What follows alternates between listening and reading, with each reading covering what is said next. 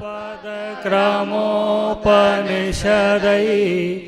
गायन्ति यं सामगा ध्यानावस्थितदगतेन मनसा पश्यन्ति यं योगिनो यस्यान्तं न विदुषुरासुरगणा देवाय तस्मै नमः देवाय तस्मै नमः। अर्जुन उवाच जायसि चेत् कर्मस्ते मता बुद्धिर्जनार्दन तत्किं कर्मणि घोरे मां नियोजयसि केशव व्यामिश्रेणेव वाक्येन बुद्धिर्मोहयसीव मे तदेकं वद निश्चित्य येन श्रेयोऽहमाप्नुयाम्। श्रीभगवानुवाच लोकेऽस्मिन् द्विविधा निष्ठा पुरा प्रोक्ता मया नघ ज्ञानयोगेन साङ्ख्यानां कर्मयोगेन योगिनां न कर्मणामनारम्भः नैष्कर्म पुरुषोऽश्नुते न च सन्न्यासनादेव सिद्धिं समधिगच्छति न हि काञ्चित् क्षणमपि जातु तिष्ठन्तकर्मकत् कार्यते ह्यवशः सर्वा प्रकृतिजैर्गुणैः कर्मेन्द्रियाणि संयम्य या आस्ते मनसा स्मरन् इन्द्रियार्थान् विमूढात्मा मिथ्याचारः स उच्यते।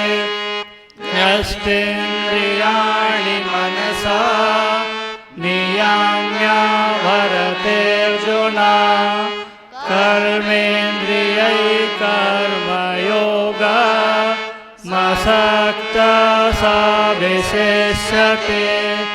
नियतं कुरु कर्म त्वं कर्मजायो ह्यकर्मणा शरीर्यात्तापि च ते न प्रसिद्धेद कर्मणा यज्ञात् कर्मणोऽन्यत्र लोकोऽयं कर्मबन्धना तदर्थं कर्म कौन्तेय मुक्तसङ्गसमाचर सह यज्ञा प्रजा सृष्ट्वा पुरोवाच प्रजापति अनेन प्रसवेद्वा मे वोसतिष्ठस्तकामधो देवान् भावयतानेन ते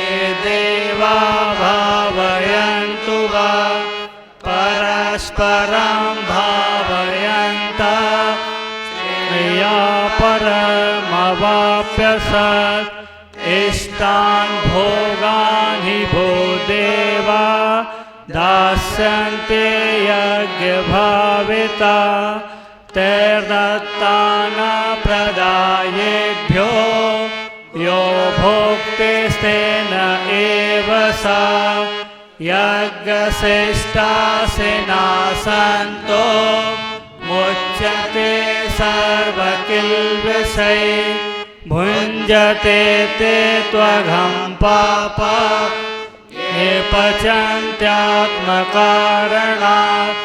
अन्नात् भवन्ति भूतानि पर्जन्यादन्नसम्भव यज्ञाद्भवति पर्जन्यो यज्ञकर्म समुद्भव कर्म ब्रह्मोद्भवं वृद्धि ब्रह्माक्षर समुद्भव तस्मात् सर्वगतं ब्रह्म नित्यं यज्ञे प्रतिष्ठितम् एवं प्रवर्तितं चक्रं नानुवर्तयति हया अघायुरिन्द्रियारामो मोघं पार्थ स जीवति यस्मात्मतिरेव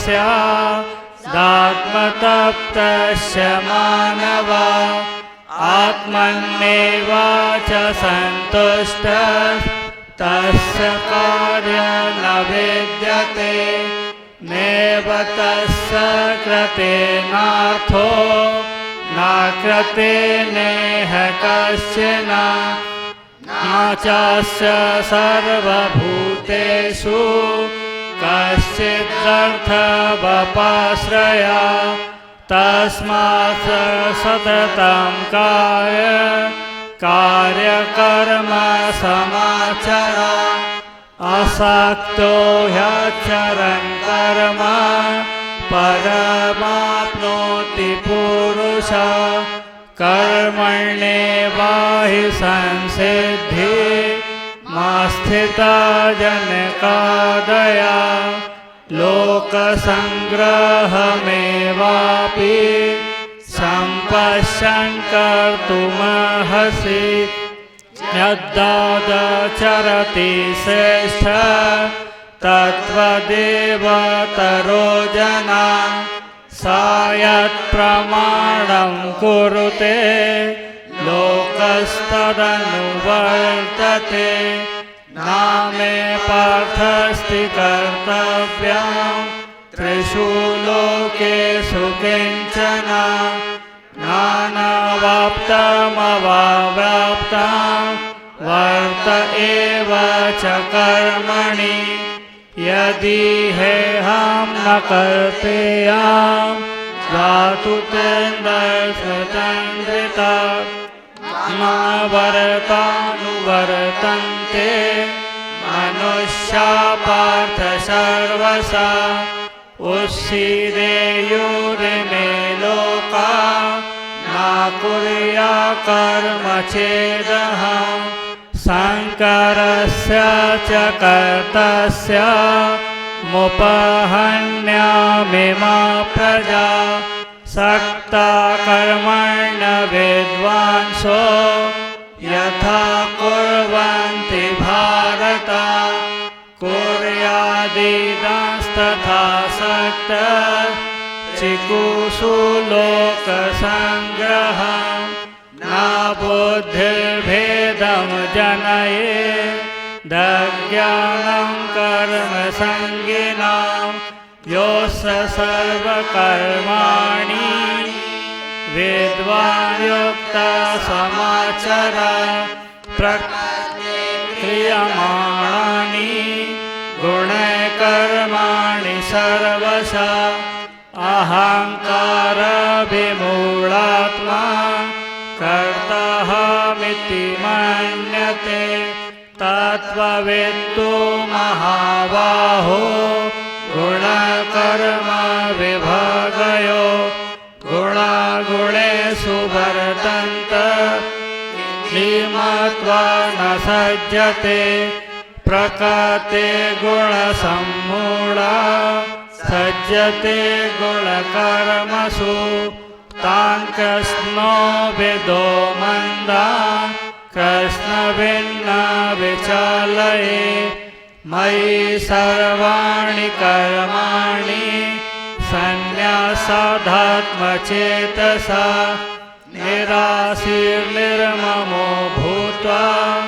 युध्यस्व विगतज्वरा ये मे मतमिदं नित्यम् अनुतिष्ठन्ति मानवा धावन्तो न सूयन्तो मुच्यते तेऽपि कर्मभिः ये ते ताभ्य न सूयन्तो नानुतिष्ठन्ति मे मतम् सर्वज्ञानविमूढस्तान् वृद्धि नष्टान् चेतसा सदसे चेष्टते स्वस्य प्रकृतिर्ज्ञानवानपि प्रकृतिं यान्ति भूतानि निग्रह किं करिष्यति इन्द्रियस्येन्द्रियस्यार्थे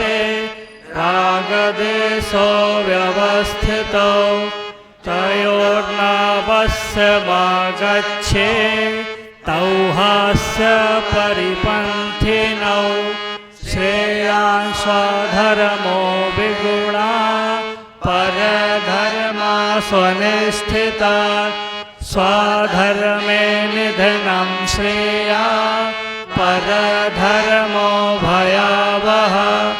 अर्जुन उवाच अथ केन प्रयुक्तोऽयं पापं चरति पुरुष अनिच्छिन्नापि वाष्णेय बलादिव नियोजिता।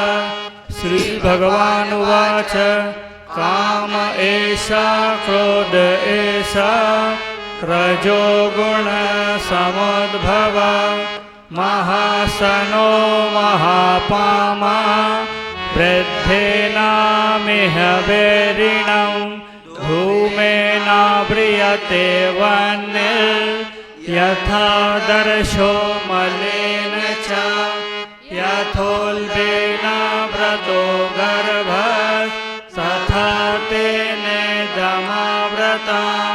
आवृतं ज्ञानमेतेन ज्ञानिनो तद्वैरिणा कामरूपेण कौन्तेय दुष्पूरेणानलेन च इन्द्रियाणि मनोबुद्धिरस्यधिष्ठानमुच्यते यते विमोहते येष ज्ञानव्रतदेहिना तस्मात् त्वामिन्द्रियाण्यादौ नियम्य भरतर्षभ पाप्यमानं प्रजाहेनं ज्ञानविज्ञाननाशनम् इन्द्रियाणि पराण्याहुरेन्द्रियेभ्यः परं मनः मनः परा बुद्धिर्यो बुद्धे परसस्तु सा एवं बुद्धे परं बुद्ध्वा संस्थाभ्यामात्मना जहि शत्रु महाबाहु कामरूपेणुरासना।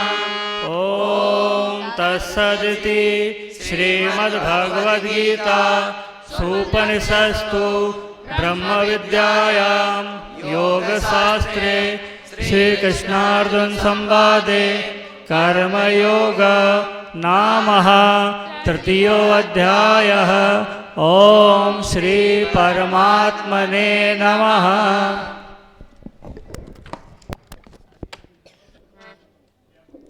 Hello hello hello hello hello. Shri Gita Jayanti महोत्सव के अंतर्गत द्वितीय दिवस के कार्यक्रम का आज यहाँ शुभारंभ होने जा रहा है। अभी ऋषिकुल संस्कृत विद्यालय के विद्यार्थियों द्वारा आचार्य श्री रोहित तिवारी जी के मार्गदर्शन में गीता के तृतीय अध्याय का सस्वर पाठ किया गया। अगले क्रम पर आइए हम भजनांजलि कार्यक्रम के अंतर्गत भजनों का आनंद लेते हैं। रायबरेली उत्तर प्रदेश से देवी संपत मंडल आश्रम से पधारे हुए पूज्य स्वामी जी श्री ज्योतिर्मयानंद जी सरस्वती जी यहाँ कुछ ही समय में पधारने वाले हैं। तिलक भवन के बाहर उपस्थित सभी धर्मानुरागी सज्जनों और माताओं से अनुरोध है कि कृपया इस तिलक भवन प्रांगण के हाल में आएं और इस 3 दिवसीय गीता ज्ञान सत्र के अंतर्गत सतत जो जारी हुआ है कल से और गीता जयंती के 4 तारीख तक जारी रहने वाले कार्यक्रम में अपनी सहभागिता सुनिश्चित करें। सभी श्रद्धालुओं से मेरा निवेदन है, कृपया हाल के अंदर आ जाएं।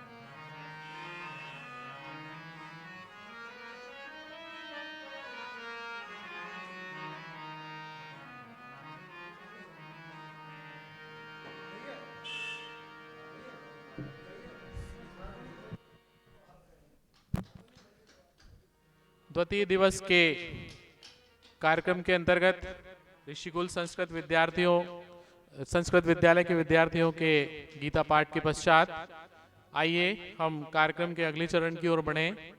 हमारे वक्ता विद्वान मनीषी पूज्य स्वामी श्री ज्योतिर्मयानंद जी सरस्वती यहाँ तिलक भवन में पधारने जा रहे हैं। हम सभी अपने स्थान पर खड़े होकर उनका स्वागत करेंगे। पूज्य स्वामी जी पधार रहे हैं।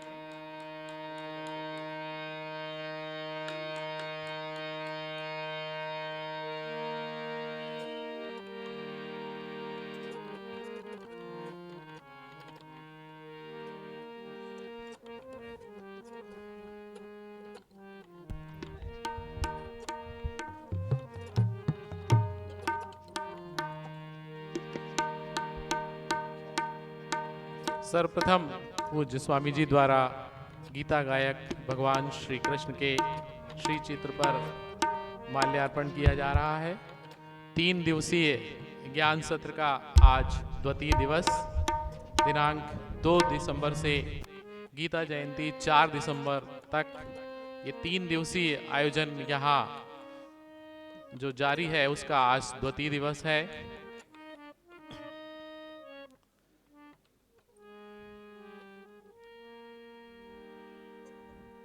पूज्य स्वामी जी व्यास गादी पर विराजित हो रहे हैं। आइए अब हम कार्यक्रम के अगले चरण की ओर बढ़ें। सर्वप्रथम मैं पूज्य स्वामी जी के स्वागत के लिए हमारे क्षेत्र के लोकप्रिय विधायक एवं पूर्व अध्यक्ष मध्य प्रदेश विधानसभा आदरणीय डॉक्टर सीता शरण जी शर्मा से अनुरोध कर रहा हूं कि वे पूज्य महाराज श्री का पुष्पहार से स्वागत करें।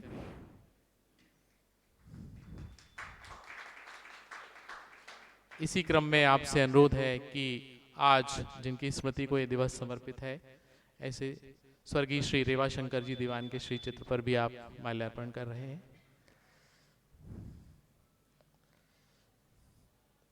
मैं अब सादर आमंत्रित करता हूं अधिवक्ता श्री वीके दीवान जी को पूज्य महाराज श्री के स्वागत के लिए।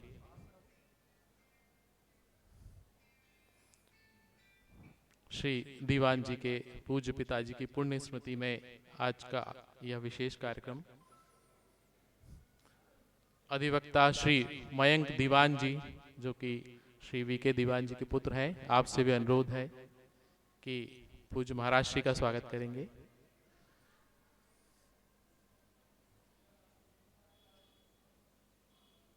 इटारसी से हमारे बीच पधारे हुए श्री जगदीश मालवी जी से अनुरोध है पूज्य महाराज श्री के स्वागत के लिए।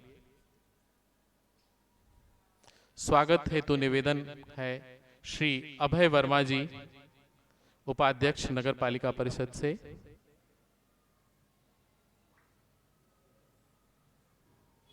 स्वागत हेतु निवेदन श्री गौरव सैनी जी जो इस कार्यक्रम का सीधे प्रसारण और YouTube पर भी इसके प्रसारण की व्यवस्था कर रहे हैं। श्री आलोक कैथवास जी जो इटारसी से पधारे हैं,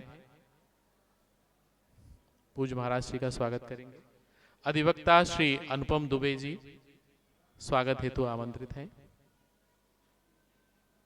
भोपाल से पधारे हमारी समिति के पूर्व सचिव श्री मुक्तेश तिवारी जी पूज्य महाराज श्री का स्वागत करेंगे। श्री शिव दीक्षित जी से भी अनुरोध है कि वे आए और पूज्य महाराज श्री का स्वागत करें। पार्षद नगर पालिका परिषद श्री नरेंद्र पटेल जी पूज्य महाराज श्री का स्वागत करेंगे। श्री रमेश चंद्र जी सोनी महाराज श्री का स्वागत करेंगे। श्री पीयूष मिश्रा जी से भी निवेदन है कि वे आए और महाराज श्री का स्वागत करें।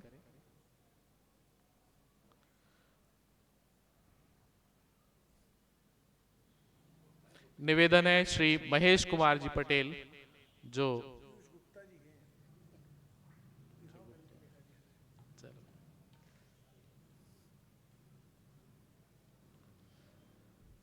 हमारे भजनांजलि के संयोजक श्री राम परसाई जी से पूज्य महाराज श्री के स्वागत का निवेदन है।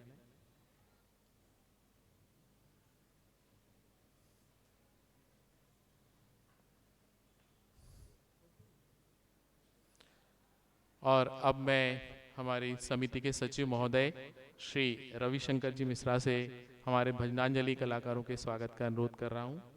आज भजन की प्रस्तुति लेकर आए हैं श्री गोपाल अग्रवाल जी, हारमोनियम पर श्री राम परसाई जी और तबले पर श्री सक्षम पाठक जी।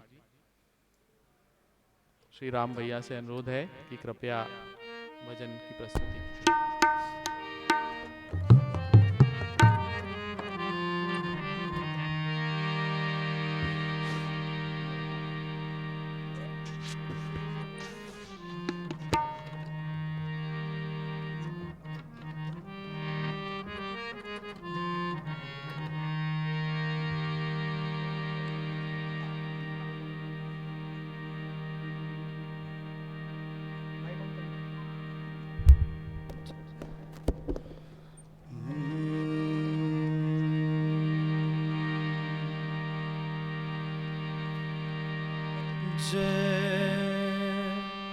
माधव मदन मुरारी जय माधव मदन मुरारी जय माधव मदन मुरारी जय केशव कली मलहारी जय केशव कली मलहारी जय माधव मदन मुरारी जय माधव मदन मुरारी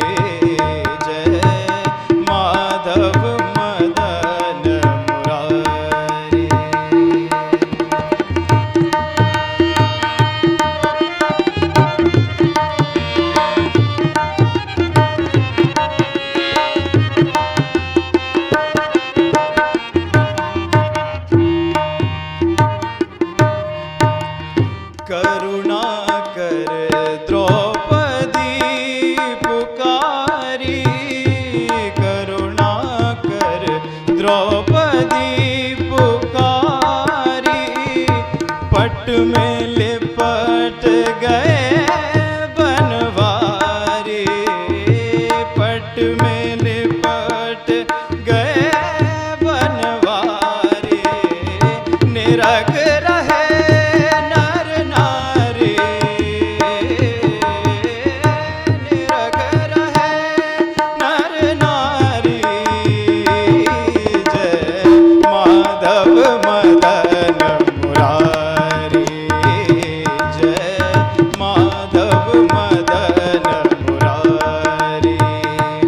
जय केशव कली मलहारी, जय केशव कली मलहारी। जय माधव मदन मुरारी, जय माधव मदन मुरारी। जय माधव मदन मुरारी।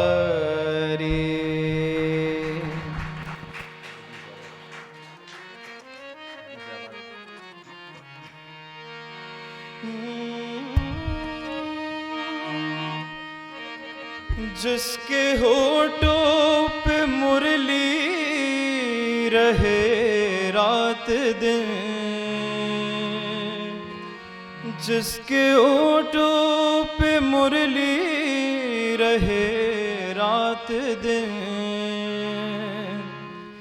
बस वही मुरली वाला हमें चाहिए, बस वही मुरली वाला हमें चाहिए, चाहिए हमें चाहिए, हमें चाहिए, हमें चाहिए। जिसके होठों पे मुरली रहे रात दिन, जिसके होठों पे मुरली रहे रात दिन। बस वही कृष्ण प्यारा हमें चाहिए, बस वही कृष्ण प्यारा हमें चाहिए।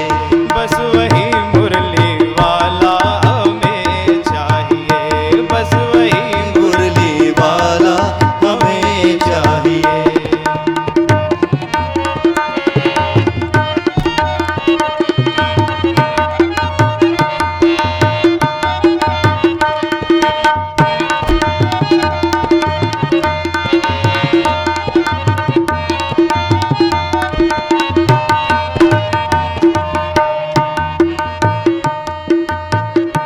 हार बैठे जुए में ये पांचों पति, हार बैठे जुए में ये पांचों पति।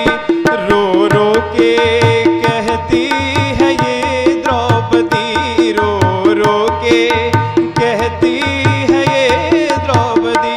लाज लाखों में आकर बचाता रहे, लाज लाखों में आकर बचाता रहे।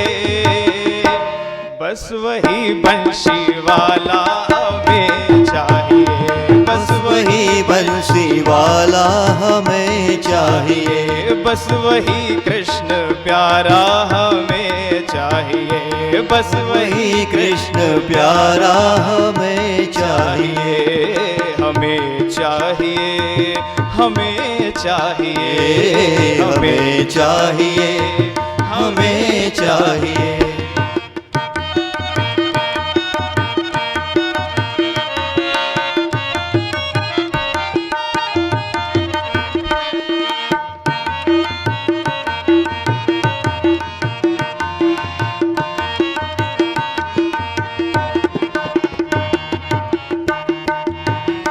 ज्ञान गीता, ज्ञान गीता, ज्ञान गीता का अर्जुन को सिखला दिया। ज्ञान की ज्योति में रूप दिखला दिया, ज्ञान की ज्योति में रूप दिखला दिया। जिसके दीदार का ध्यान मन में बसा, जिसके दीदार का ध्यान बसा। बस वही मुरली वाला हमें चाहिए, बस वही मुरली वाला हमें चाहिए, बस वही कृष्ण प्यारा हमें चाहिए, बस वही कृष्ण प्यारा हमें चाहिए, हमें चाहिए, हमें चाहिए, हमें चाहिए, हमें चाहिए।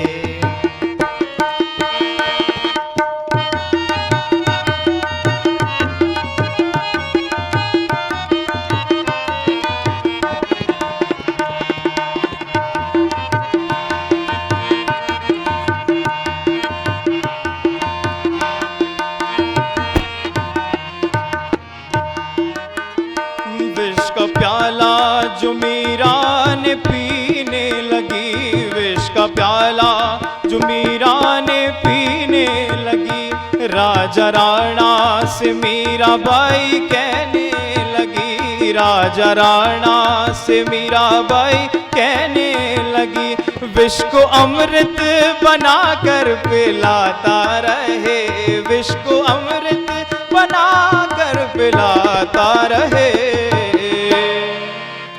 बस वही श्याम प्यारा हमें चाहिए, बस वही श्याम प्यारा हमें चाहिए, बस वही कृष्ण प्यारा हमें चाहिए, बस वही कृष्ण प्यारा हमें चाहिए, हमें चाहिए, हमें चाहिए, हमें चाहिए, हमें चाहिए।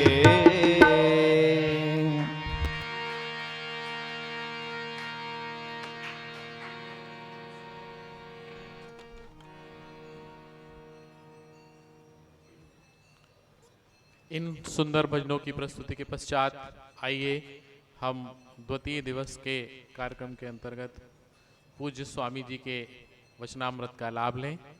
निवेदन है पूज्य स्वामी जी से।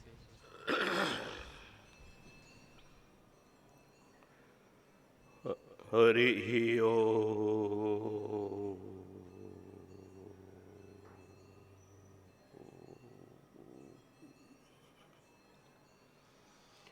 विश्वानि देव सवितर दुरितानि परासुव, यद्भद्रं तन्न आसुव।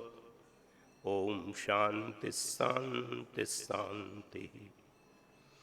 कंठे यस्य विराजते हि गरलं, शीर्षे च मंदाकिनी। वामांके गिरिजाननं कटतटे, शार्दूल चरमांबरम। माया यस्य रुणद्य विश्वमखिलं, पायात् शिवः शंकरो।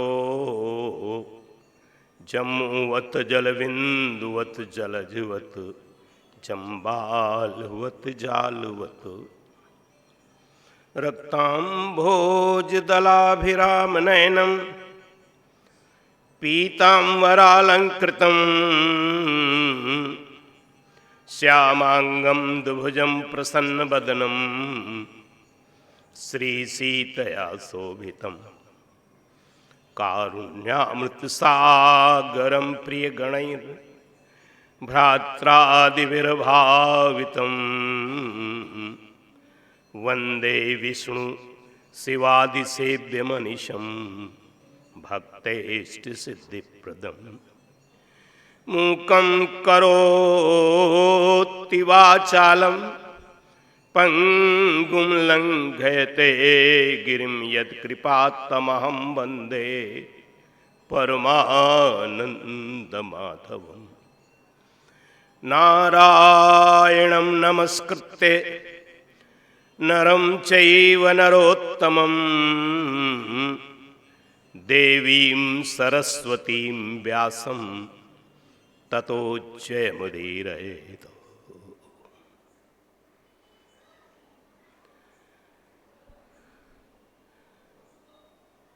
सभी सुधी श्रोता महानुभाव, गीता जयंती महोत्सव नर्मदापुरम समिति के समस्त सम्माननीय पदाधिकारी गण, सभी कार्यकर्तागण, मातृशक्ति, परमात्मा की मंगलमयी कृपा से जीवन में ऐसे पावन क्षण जब हम आपको महापुरुषों, विद्वानों, संतों के पावन सानिध्य में बैठकर आत्मनिरीक्षण करने का, आत्मचिंतन करने का, जीवन को सार्थक करने के संदर्भ में प्रेरणा प्राप्त करने का अवसर प्राप्त होता है, तो निश्चित ही वह परमात्मा की महती कृपा से ही संभव होता है। निश्चय ही आप सब बड़े ही भाग्यशाली, बड़े ही पुण्यात्मा कि माँ नर्मदा के पावन तट पर ऐसे पुनीत और पावन तीर्थ में प्रवास कर रहे हैं।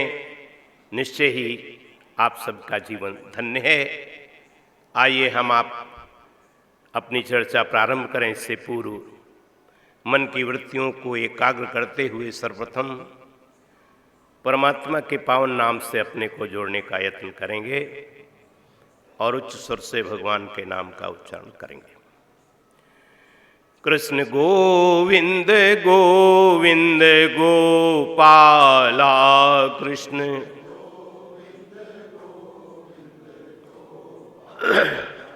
कृष्ण गोविंद गोविंद गोपाला कृष्ण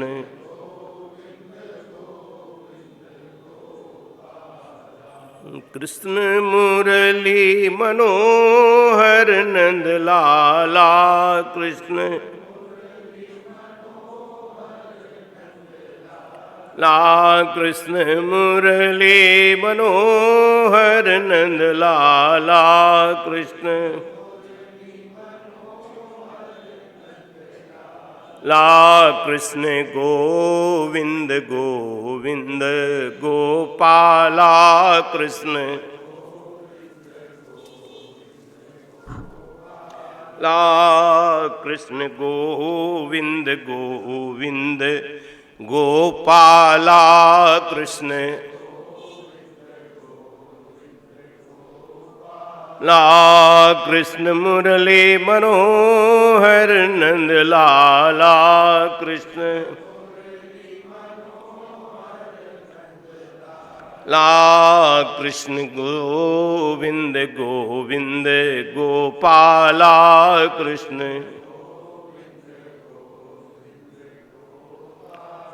बोलो भक्तवत्सल भगवान की।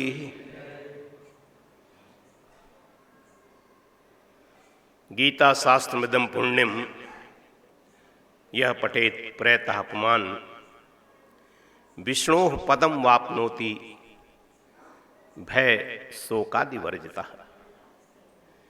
गीता अध्ययनशीलस्य प्राणायाम परस्य च नैविशन्ति ही पापानि पूर्व जन्म कृतानि च।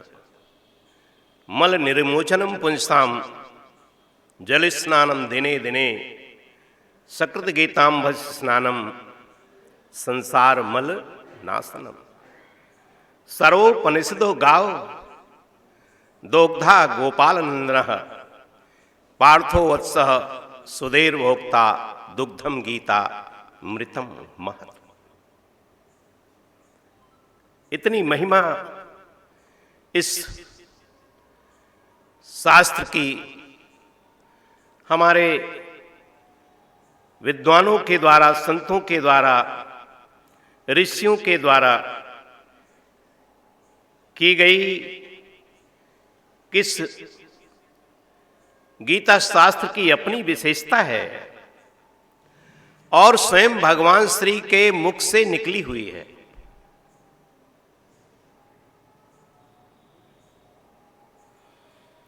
ये संदेश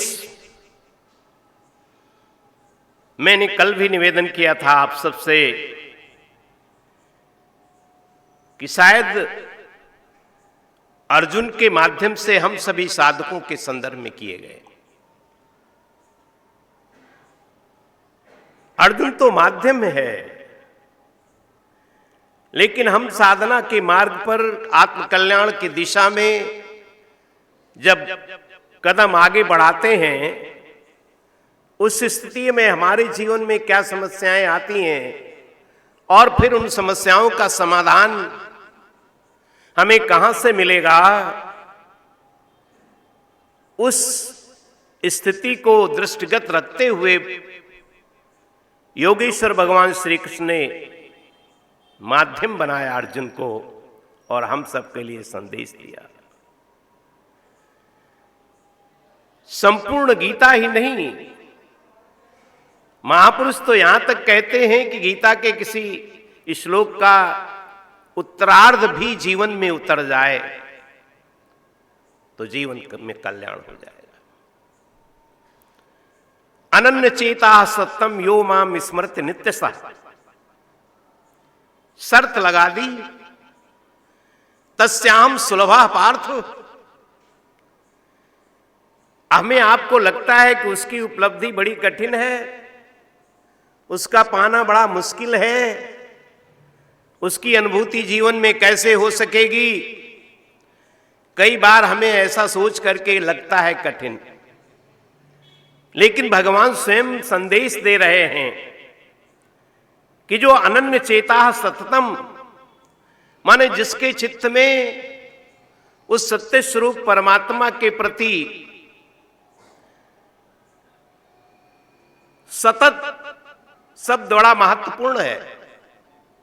हम स्मरण तो करते हैं, लेकिन कहीं न कहीं हमारे जीवन में संभवतः सतत चिंतन नहीं चल पाता है, और इसकी महिमा है।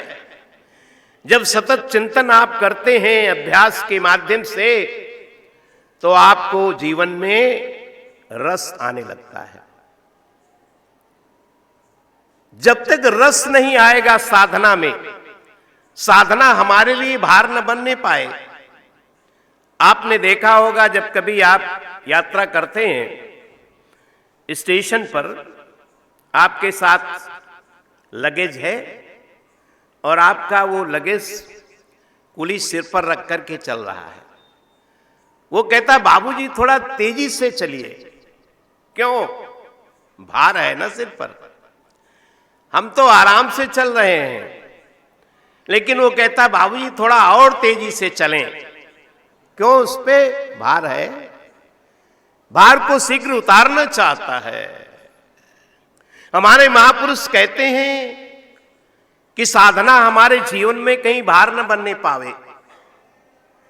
कई बार हमें पाठ करना है, गुरु जी का आदेश हुआ है, माला करनी है, गुरु जी का आदेश मिला है, तो माला करने में हम कई बार शीघ्रता दिखाते हैं। कभी अवसर न हो तो कोई बात नहीं है, लेकिन सामान्य दिनों में भी हमने पाठ करना है तो पाठ कर लिया और फिर वहां शीघ्रता से हमें पाठ में महापुरुष सावधान करते हैं कि जहां माला करने में आपको रस नहीं आ रहा है, तो निश्चित है कि आपकी उस मंत्र के प्रति, अपने गुरुदेव के द्वारा दिए गए उस दीक्षा मंत्र की सामर्थ्य में या गुरुदेव के द्वारा दिए गए उस संदेश में कहीं न कहीं हमें अभी पूर्ण निष्ठा और विश्वास की कमी है। अगर अनन्य भाव से आपका चिंतन, स्मरण, आपकी माला चल रही है, तो निश्चित है रस की निष्पत्ति होगी।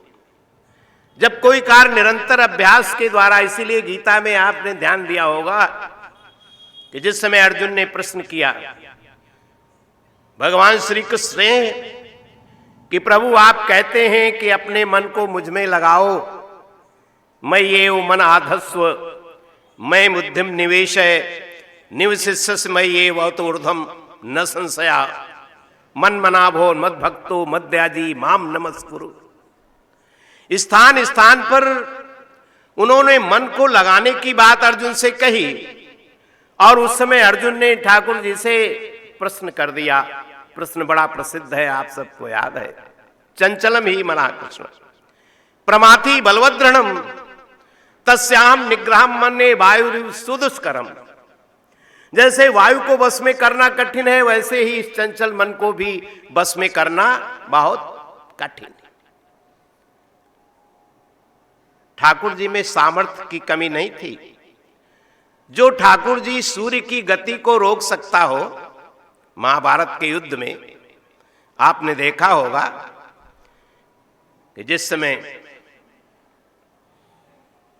अर्जुन का वध हो गया, अभिमन्यु का वध हुआ और अभिमन्यु के वध होने पर अर्जुन ने संकल्प कर लिया कि यदि कल सूर्यास्त तक मैं जयद्रथ का वध नहीं कर देता तो मैं चिता लगा करके भस्म हो जाऊंगा। पांडव शिविर में बड़ा हाहाकार मच गया। ऐसी प्रतिज्ञा करके स्वयं पांडव फंस चुके हैं।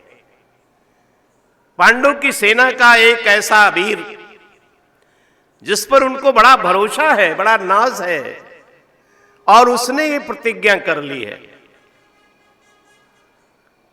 कि कल तक सूर्यास्त से पूर्व कौरव दल ने ऐसी व्यूह रचना कर दी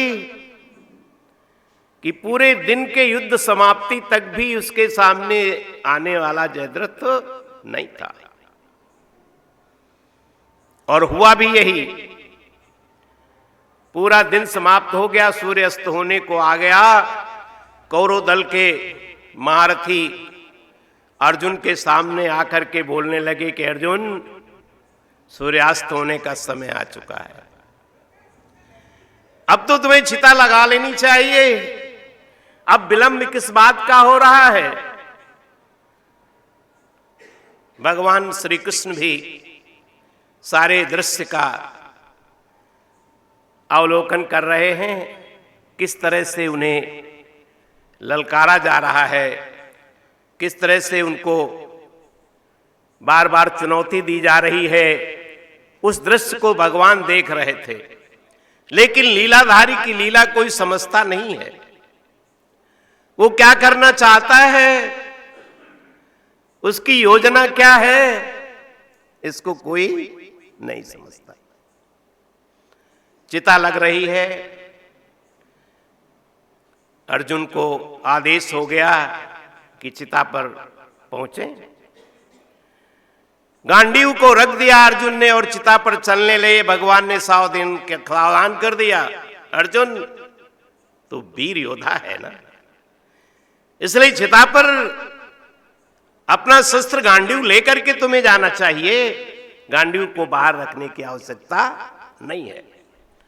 और उस समय जब अर्जुन चिता पर पहुंच गया, अभी आग उसमें लगने वाली थी कि इससे पूर्व ही सामने देखते क्या है कि सूर्य चमकने लगा। भगवान ने कहा, अर्जुन अब तू क्या देख रहा है? अरे तू अपनी प्रतिज्ञा पूर्ण कर, सामने तेरे वो योद्धा खड़ा है जिसको मारने की तूने प्रतिज्ञा की है। अब मौका हाथ से चूके नहीं। और अर्जुन ने एक ही बाण में जयद्रथ के सिर को धड़ से अलग कर दिया। ये किसने किया? भगवान पर की सामर्थ्य कि सूर्य को गति को उन्होंने रोक दिया। जो परमात्मा मया दक्षिण प्रकृति सुयति सचराचरम, सारी प्रकृति जिसके बस में है, वो परमात्मा के लिए क्या कोई कार्य असंभव था? लेकिन जिस समय अर्जुन ने प्रश्न किया चंचलम ही मना कृष्ण, तो आज कल के चमत्कारिक लोगों की तरह वो भी हाथ का इशारा करता और अर्जुन का मन स्थिर हो जाता। असंभव नहीं था ये, लेकिन ऐसा कुछ चमत्कार उसने नहीं दिखाया। उसे लगा कि जब साधना के क्षेत्र में आगे बढ़ने के लिए साधक बैठेंगे, ध्यान लगाएंगे, मेरा चिंतन करेंगे, उनके जीवन में भी ये समस्या आएगी, मन की चंचलता। और इसलिए भगवान ने अर्जुन से कहा जो कुछ तुम कर रहे हो बिल्कुल ठीक कह रहे हो। असंशयम महाबाहो मनो दुर्निग्रहम चलम। अर्जुन तुम बिल्कुल ठीक कह रहे हो, मन जो है बड़ा प्रमथनशील है और इसको बस में करना बड़ा कठिन है, लेकिन असंभव नहीं है। और उसके आगे उन्होंने साधन का संकेत कर दिया, अभ्यासेन तु कौन्तेय वैराग्येन च गृह्यते। बोले अभ्यास और वैराग्य ऐसे दो साधन हैं जिनके माध्यम से इस चंचल मन को भी बस में किया जा सकता है। ये उत्तर अर्जुन के लिए नहीं, हम सब के लिए है। निरंतर अभ्यास करत करत अभ्यास के जड़मती होत सुजान, और असरी यावत जात पे सिल पर करत निशान। जब माताएं गांव में कुएं से जल निकाला करती थीं, अब तो युग बदल गया, तो कुएं के ऊपरी सिरे पर पत्थर लगे होते थे और जिस रस्सी से वो जल खींचती थी ना, वो रस्सी पत्थर की अपेक्षा काफी मुलायम होती थी, लेकिन मुलायम होते हुए भी पत्थर के ऊपर निशान डाल देती थी। तो क्यों निशान डाल दिया? क्योंकि निरंतर उसके ऊपर रस्सी की रगड़ लगती रही और उसमें निशान पड़ गया। हमारे महापुरुष भी सावधान करते हैं कि जो हमारा चंचल मन है, जिसकी बड़ी हम साधकों के जीवन में समस्या खड़ी होती है, उसको बस में करना चाहते हो तो एक उपाय है कि अभ्यास। और दूसरा उन्होंने वैराग्य कहा, पहले वैराग्य नहीं कहा उन्होंने, पहले उन्होंने अभ्यास कहा।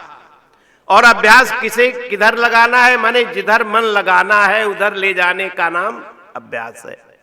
और जहां से वो हटाने के लिए कह रहे हैं उससे हटाना है, वो वैराग्य। अब अभ्यास उन्होंने इसलिए कह दिया कि जब आपका अभ्यास बढ़ जाएगा धीरे धीरे तो मन हटाना नहीं पड़ेगा, मन अपने आप हट जाएगा। और हमारे संत भी यही कहते हैं, मेरो मन अनत कहां सुख पावे। क्योंकि भौतिक संसार के धरातल पर सुखाभास है, लेकिन सुख नहीं है, आभास मात्र है। मैंने कल निवेदन किया था, अमृत तृष्णा की जल तरह। तो सुखाभास में मन ज्यादा देर ठहरता नहीं। संत कहते मेरो मन अनत कहां सुख पावे, जैसे उड़ी जहाज को पंछी पुन जहाज पर आवे। माने वो उड़ करके समुद्र में जो जहाज उड़ रहा है, पंछी उस पर बैठा हुआ था, उड़ा, उसने उड़ान भरी, लंबी उड़ान के बाद भी उसे कहीं तल दिखाई नहीं पड़ा, कहीं भूमि दिखाई नहीं पड़ी, और अंत में घूम फिर के वहीं पर पुनः आ गया। महापुरुष कहते इसी तरह जीवन में साधक जब साधना के मार्ग में आगे बढ़ने का यत्न करता है, मन उसका संसार में भागता है और उस स्थिति में वह थोड़ा सा अंदर से अशांत जरूर होता है, लेकिन उसे निरंतर जब अभ्यास की तरफ लगा देता है तो वही मन धीरे धीरे स्थिर होने लगता है। और मैंने कल एक बात और बताई थी, दोष मन का नहीं है, दोष हमारे निश्चय का है। तो मेरा मन खटपट कब तक करेगा?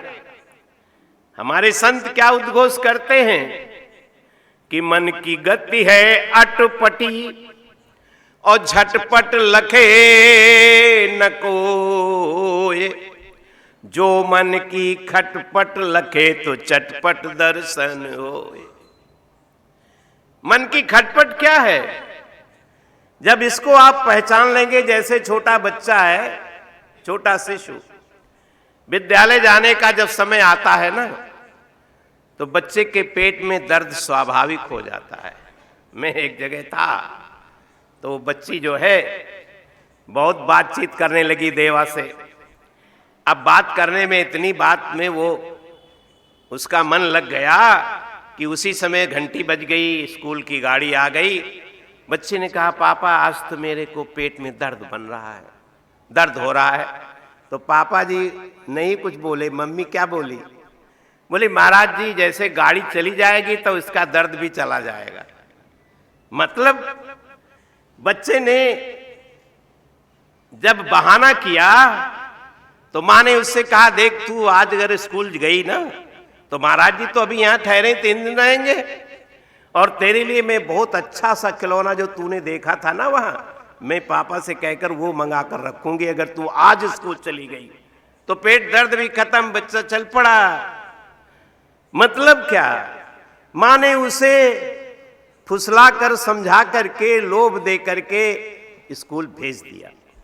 हमारे महापुरुष भी यही कहते हैं कि मन अगर आपका खटपट कर रहा है तो मन से तुम 2 बात करो और मन को समझाओ कि 24 घंटे तुम्हें संसार के चिंतन के लिए है, वहां कोई रोक नहीं है।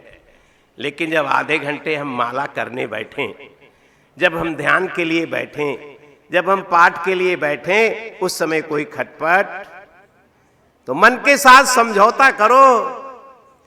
मैं निवेदन करता रहता हूं साधकों से कि मन के साथ संघर्ष नहीं करो, उसके साथ कंप्रोमाइज करो। थोड़ी मन की आप मान लो और थोड़ी मन को आप मना लो। जैसे छोटे बालक को माँ समझा देती है, कुछ खाने को, खेलने को कुछ देती है, और बच्चा फिर माँ की बात मानकर, वही बच्चा जब विद्यालय जाने लगता है, विद्यालय में और छात्रों के साथ, बच्चों के साथ उसका मन लगने लगता है, तो कई बार माँ कहती है, बेटी आज स्कूल नहीं जाना, आज तो एक फंक्शन है वहां चलना, तो बेटी कही ना मुझे तो निश्चित जाना है। बेटी वही है जो एक दिन कह रही थी पेट में दर्द हो रहा है, लेकिन आज जब माँ रोक रही है तब भी वो जाने को बेचैन हो रही है, क्योंकि उसे बच्चों के साथ रास आ गया। महापुरुष कहते इसी तरह से आपके मन को भी भजन में रस आए। हम औपचारिक माला न करें, औपचारिक हम पाठ न करें कि पाठ जल्दी खत्म हो और जलपान शुरू हो। हमारे संतों ने बड़ी युक्तियां निकाली, और युक्ति से मुक्ति, कायदे से फायदा।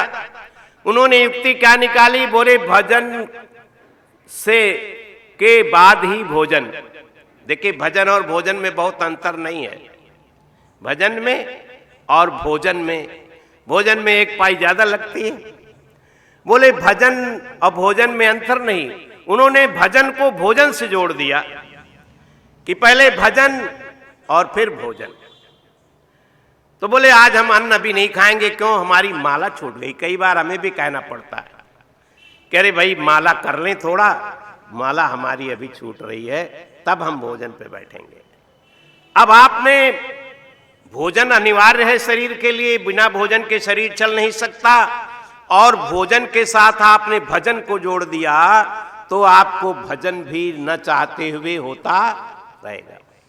अब उसमें निरंतरता की बात यह है कि जब आप निरंतर भजन करोगे तो उसका लाभ क्या होगा। मैं एक साधक की बात छोटी सी बता रहा हूं।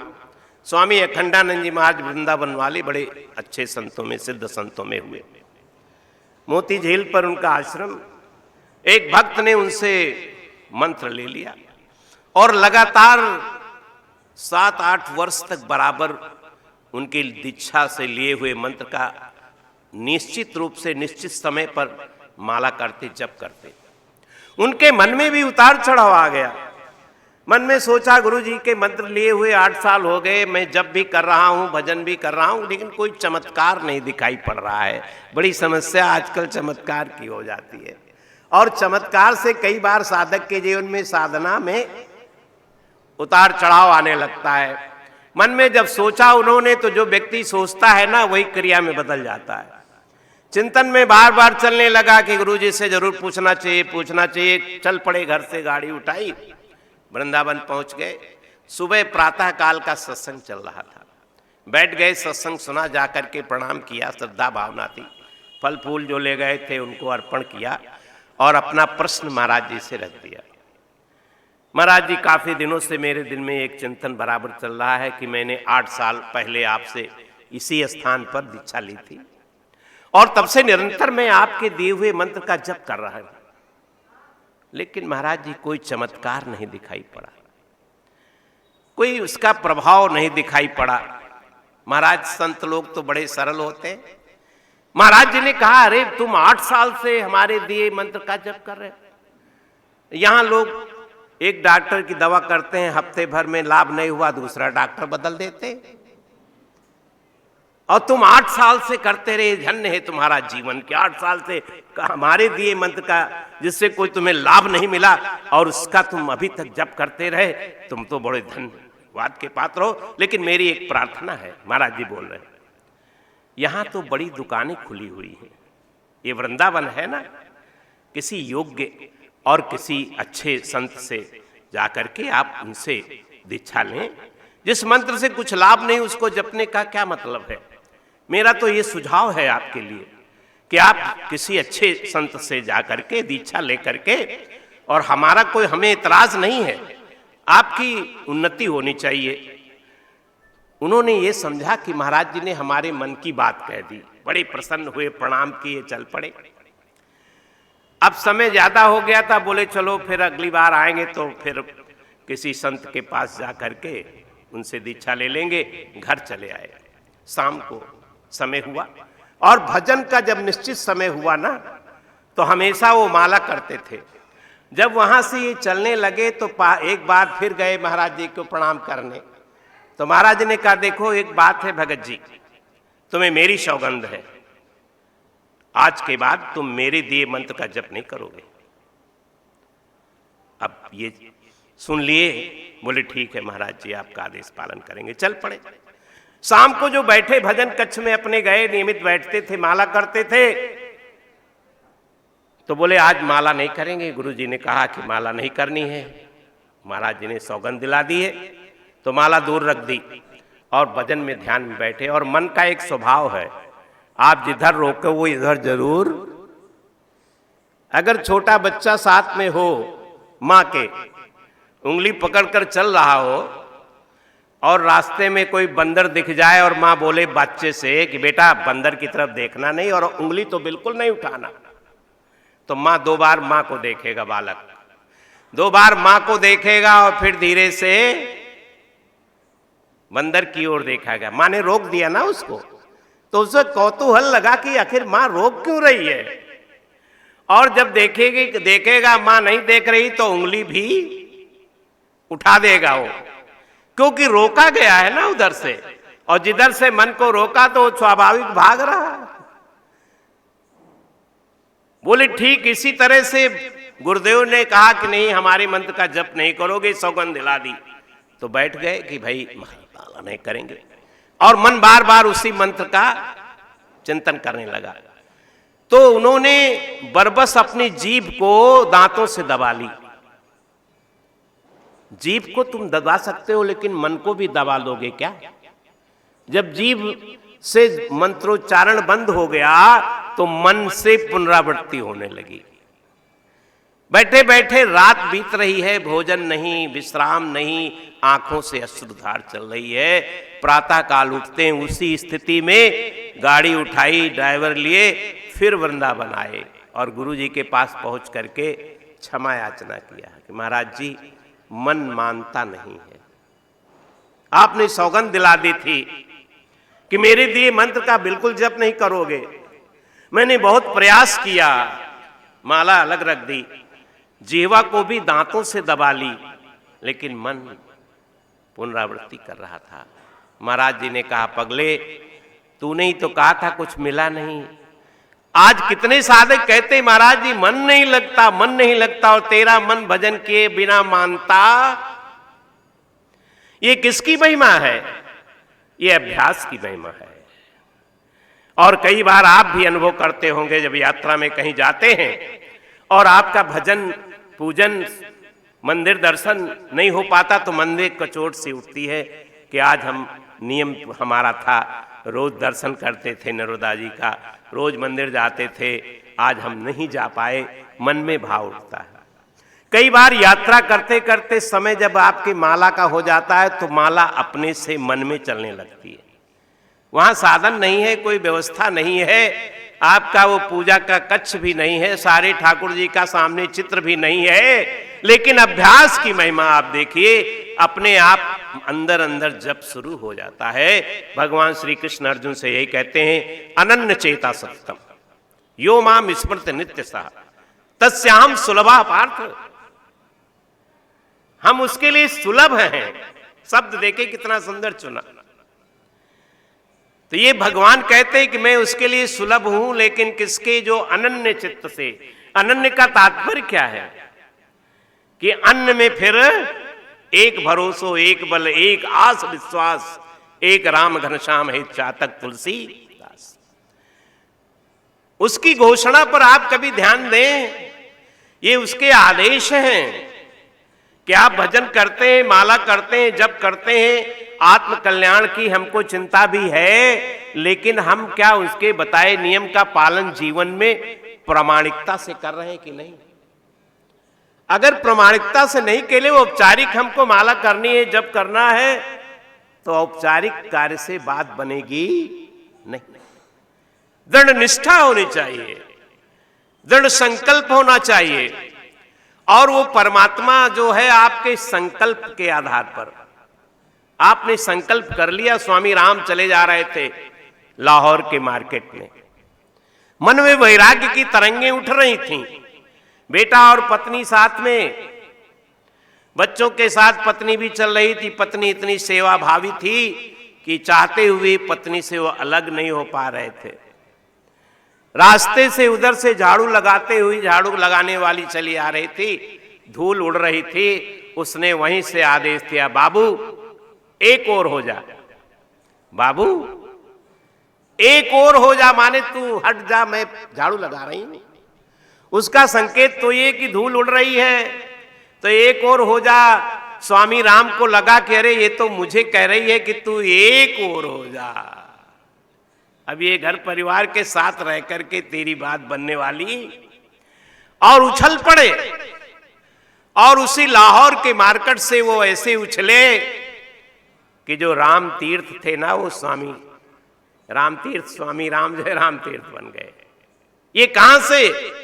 माने कहीं से हम आपको कहीं से प्रेरणा मिले, लेकिन प्रेरणा जो है वो सार्थक होनी चाहिए।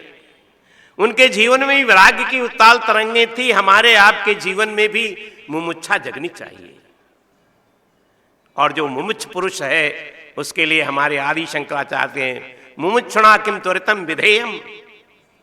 बोले जो मुमुक्ष पुरुष है उनको अति शीघ्र क्या करना चाहिए? मुमुक्षुणा किम त्वरितम विधेयम, तो सत्संगति निरमम तेज भक्ति, माने उनको जीवन में सत्संग में जाना। और सत्संग जीवन में हमें न चाहते हुए वो दे देता है जो प्रयास करने से भी नहीं मिलता है। हमारे शास्त्र कहते हैं कि सत्संग की महिमा का पता कैसे चलेगा? बोले काका कृष्णा पिका कृष्णा को भेदो पिक्का कहो। कोयल भी काली है और कौवा भी काला है, एक साथ बैठे हुए हैं तो पहचान कैसे होगी? बोले प्राप्ते वसंत समय, बोले वसंत आने दीजिए, काका काका और पिका पिका। उनकी जो वाणी है, उनकी जो आवाज है, वो अपने आप स्पष्ट कर देगी कि कोयल कौन सी है और कौवा। तो सत्संग की ये महिमा है। जो सत्संगी होता है ना, उसको उसकी वाणी, उसका व्यवहार, उसके दैनिक गतिविधि अपने आप बता देती हैं कि ये सत्संगी है। जीवन में ऊपर से कुछ नहीं बदलता, सत्संग से ऊपर नहीं बदलता है, सत्संग से अंदर बदलता है। और सत्संग के द्वारा क्या बदलता है? सृष्टि नहीं बदलती, ये सत्संग हमारी दृष्टि को बदल देता है। और दृष्टि एवं सृष्टि, जैसी दृष्टि है वैसी सृष्टि। और हमारे सूफी संत भी कहते हैं कि नजरें बदल गई तो नजारा बदल गया, नजरें बदल गई तो नजारा बदल गया, किश्ती ने बदला रुख तो किनारा। अरे वही है जो हम संसार को महत्व देते थे, संसार के लिए रात दिन दौड़ भाग लगाते थे, वही तो हम हैं। लेकिन मन हटा, वहां से नजरें हटी, तो अब संसार भी अपने आप चल रहा है और हमारा रास्ता भी अपने आप अपने लक्ष्य की ओर बढ़ता जा रहा है। तो ये नजर क्या मतलब? दृष्टि। तो इसलिए हमारी दृष्टि को बदलने का कार्य करता है क्या? सत्संग। इसलिए दृष्टि को बदलें, लेकिन पहचान दृष्टि किसकी बदलेगी? बोले जर्रे जर्रे में है झांकी भगवान की, लेकिन किसी सूझ वाली आंख ने पहचान की। सूझ वाली आंख कहां मिलेगी? किसी सूझ वाली, और सूझ वाली आंख कहां मिलेगी हम आपको? बोले सत्संग में। सूझ वाली आंख मिल गई तो आप जिधर देखेंगे आपको दूसरा नहीं वही दिखेगा। और भगवान गीता में यही कह रहे हैं, यो माम पश्यति सर्वत्र। यो माम, जो मेरे को सर्वत्र देखता है, यो माम पश्यति सर्वत्र सर्वम चा मयि पश्यति तस्याहम न प्रणश्यामि सच में न प्रणश्यति। न मैं उससे अलग हूं न और वो मुझसे अलग है। लेकिन कौन? जिसने सब में मुझ में देखने की दृष्टि प्राप्त कर ली है। और ये भाव आप में जग गया तो फिर आपका व्यवहार भी शुद्ध हो गया। फिर आपका दैनिक जो आपके कार्य है ना, वो भी अपने आप परमार्जित हो गए। फिर आप वहां नहीं जाएंगे जहां नहीं जाना चाहिए। फिर आप वो नहीं बोलेंगे जो नहीं बोलना चाहिए। फिर आपको अपने मित्र में और अपने कार्यकर्ता में, अपने सेवक में, अपने नौकर में, अपने कर्मचारियों में अंदर से भेद नहीं रह जाएगा। अगर कोई आपके मित्र का बेटा आ जाए घर में और वो बोले कि मेहमानों की चाय मैं लेकर जाऊंगा, आपने बड़ा सुंदर कराकरी सेट नया मंगा रखा, पहली बार प्रयोग करने जा रहे थे, बालक आग्रह कर बैठा मुझे ले जाना है। आपने कहा कोई बात नहीं, बच्चा है, आग्रह करा, ले जाने दो। और उसका पैर कहीं स्लिप किया, गिरा, पूरा सेट जो है टूट गया। आप क्या कहेंगे? अरे बेटा दूसरा आ जाएगा, तुम क्यों परेशान हो रहे हो? अरे ये तो टूटना फूटना चलता रहता है, यही तो कहेंगे आप, क्योंकि मित्र का बेटा है ना वो। और अगर वही कार्य किसी आपके नौकर सेवक से हो जाता तब हम क्या कहते? देखते नहीं बिल्कुल हो, आंखें बिल्कुल बंद रखते हो, संभाल कर नहीं कहते कि नहीं कहते? अरे भाई वस्तु आई है, उसके टूटने का समय भी निश्चित है। जब हमारे आपके चलने का समय निश्चित है तो वस्तु आई है तो हमेशा बनी रहेगी, उसका भी तो एक समय निर्धारण है।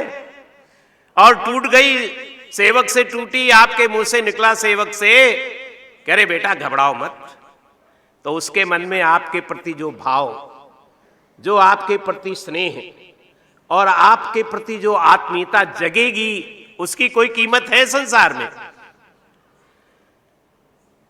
बोले अरे डांटना चाहिए था बाबूजी को, इस पे तो बाबूजी को गुस्सा होना चाहिए था, हमसे नुकसान हो गया है। लेकिन आपने बात संभाल ली, क्योंकि आप सत्संगी हैं। सत्संग करते करते आपने ये बात अंदर निश्चय कर ली है कि संसार की वस्तुएं आने जाने वाली हैं, आज है कल नहीं रहेंगी।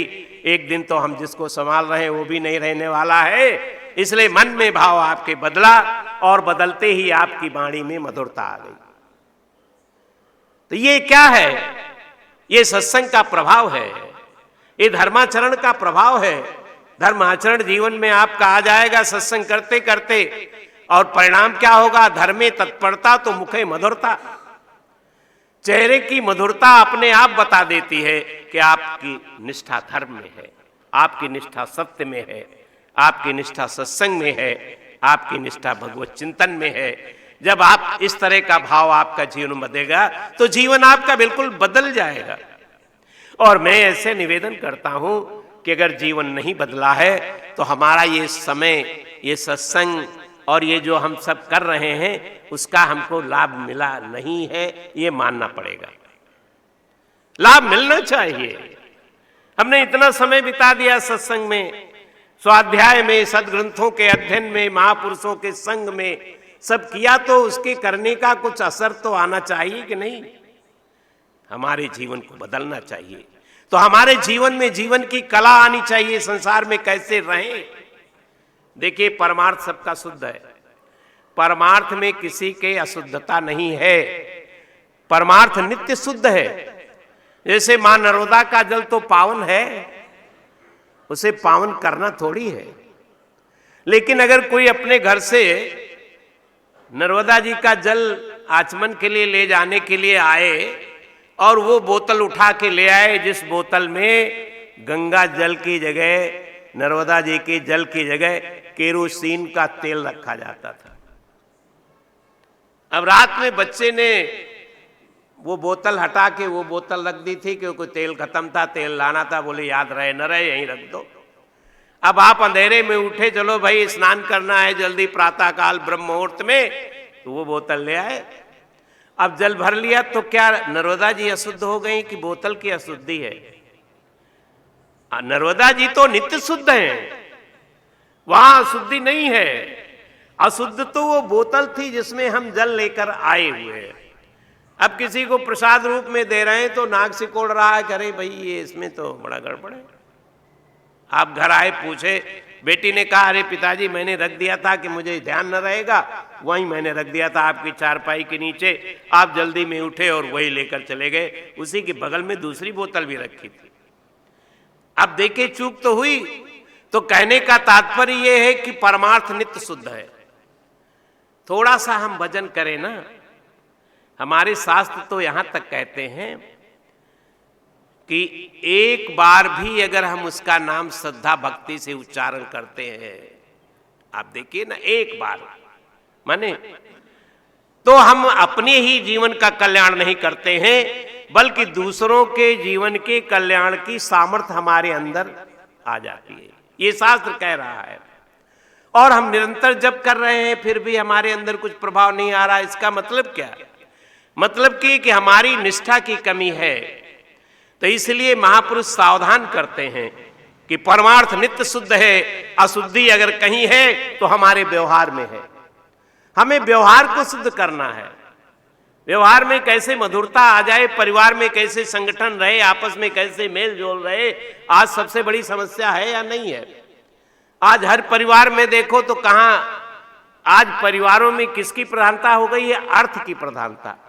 भाई भाई में संघर्ष, बेटा पिता और पुत्र में संघर्ष। आज देखिए समाज में जो समाज सेवा करते हैं ना, बड़ी बड़ी संस्थाएं जो परमार्थ के लिए बनी हुई हैं, परमार्थ की सेवा करते हैं, वहां भी इतना ज्यादा अहम बढ़ जाता है कि संस्थाएं टूटती हैं। सेवा करने के लिए हम आए हैं और सेवा करने के भाव से जब हम आए हैं तो हमारा अहम किस बात की? मेरी चलनी चाहिए। क्यों भाई चले? अरे किसी की चले, सेवा का जो लक्ष्य है वो होना चाहिए। जब ऐसी दृष्टिकोण हम आप रखेंगे तभी तो समाज में मधुरता आएगी, तभी तो समाज में संगठन बढ़ेगा। आज जो कमी आ गई है उसका कारण है कि संसार में अर्थ की प्रधानता हो गई है। लोग कहते हैं ना कई बार कि दादा ना भैया सबसे बड़ा रुपया। तो अर्थ की प्रधानता होने के कारण ये सारे अनर्थ आज समाज में फैल चुके हैं। हम आपको अर्थ की महत्ता यहां कम नहीं है। महापुरुष कहते उसकी आवश्यकता है, उसके समाज के लिए भी, उसके धर्म के लिए भी, और उसकी आवश्यकता परिवार के लिए भी है। लेकिन अर्थ की महत्ता इतना अधिक न हो जाए कि हमारे जीवन में अनर्थ प्रारंभ हो जाए। हमें उससे बचने की आवश्यकता है। और जब आप जीवन में उस सत्य का अनुसरण करेंगे, जीवन में ईश्वर आस्था आपके आ जाएगी, जीवन में आप भजन और सत्संग की ओर धीरे धीरे बढ़ेंगे, तो आप देखेंगे आपकी निष्ठा अपने आप बदलेगी। फिर आपका जीवन अपने लिए नहीं रहेगा। आज यहां किसके लिए? मैं और मेरे के लिए सिर्फ दो है। मैं सुखी रहूं और मेरे सुखी रहें, ये हमारा बहुत ही सीमित लक्ष्य हो गया। लेकिन यहां मैं मेरा नहीं, यहां तो सारा सर्वे भवन्तु सुखिनः। हमारे दैवी संपन्न मंडल परमार्थ की तो ये मोटू है, परंपरा है, सर्वे भवन्तु सुखिनः। तो सर्वे भवन्तु सुखिनः कैसे होगा? जब आपकी निष्ठा बदलेगी तभी तो होगा। तो सभी सुखी हो ये जब आप मान के चलेंगे तो हमारे संत क्या कहते हैं? अयम निजः परो वेत्ति गणना लघुचेत श्याम उदार चरिता नाम तू वसुधैव कुटुंबकम। जो उदार चरित्र हैं उनके जीवन में तो सारी वसुधा उनका अपना परिवार बन जाता है। और जब सब अपने बन गए तो किसके साथ राग और द्वेष करेंगे आप? किससे बांधूं बैर जगत में कोई नहीं पराया। बोले हर मानव में प्रतिबंधित है, हर मानव में प्रतिबिंबित है उसी ब्रह्म की छाया। किससे बैर बांधेंगे? किससे द्वेष करेंगे? तो जब ऐसी निष्ठा हमारी आपकी बन जाएगी तो आप देखेंगे हमारा ये जीवन भी सार्थक हो जाएगा। और जिस लक्ष्य के लिए, जिस मुख्य प्रयोजन के लिए परमात्मा ने हम आपको उत्कृष्ट 84 लाख शरीरों में श्रेष्ठ ये मानव शरीर दिया है, उसके लक्ष्य की भी प्राप्ति हो सकेगी। इन्हीं विचारों के साथ समय की परिधि में वाणी को यहीं विराम देंगे। 2 बार प्रभु का नाम लेंगे। गोविंद जय जय गोपाल, जय जय गोविंद, जय राधा रमण हरि गोविंद, जय जय, जय गोविंद जय जय गोपाल, जय जय गोविंद, जय राधा रमण हरि गोविंद, जय जय। बोलो भक्त वत्सल भगवान की, धर्म की, धर्म की, अधर्म का, अधर्म का, प्राणियों में विश्व का कल्याण हो, विश्व का कल्याण हर हो। हर महादेव। ओम शांति। अब सौंप दिया इस जीवन का सब भार तुम्हारे हाथों में, सब भार तुम्हारे हाथों में है। जीत तुम्हारे हाथों में और हार तुम्हारे हाथों में, और हार तुम्हारे हाथों। मेरा निश्चय बस एक यही, एक बार तुम्हें पा जाऊं मैं, एक बार तुम्हें पा जाऊं मैं। अर्पण कर दूं दुनिया भर का सब भार तुम्हारे हाथों में, सब भार तुम्हारे हाथों में। जो जग में रहूं तो ऐसे रहूं, जो जल में कमल का फूल रहे, जो जल में कमल का फूल रहे। मेरी सब गुण दोष समर्पित हो, करतार तुम्हारे हाथों में, भगवान तुम्हारे हाथों। यदि मानव का मुझे जन्म मिले तो तब चरणों का पुजारी बनूं, तो तब चरणों का पुजारी बनूं। इस पूजक की एक एक रग का उतार तुम्हारे हाथों में, उतार। जब जब संसार का कैदी बनो, निष्काम भाव से कर्म करो, निष्काम भाव से कर्म करो। फिर अंत समय में प्राण तजूं, निराकार तुम्हारे हाथों में, साकार। मुझ में तुझ में बस वेद यही, मैं नर हूँ तुम नारायण हो, मैं नर हूँ तुम नारायण हो। मैं हूँ संसार के हाथों में, संसार तुम्हारे हाथों में, संसार तुम्हारे हाथों। अब सौंप दिया इस जीवन का सब भार तुम्हारे हाथों में, सब भार तुम्हारे हाथों में, सब भार तुम्हारे हाथों में।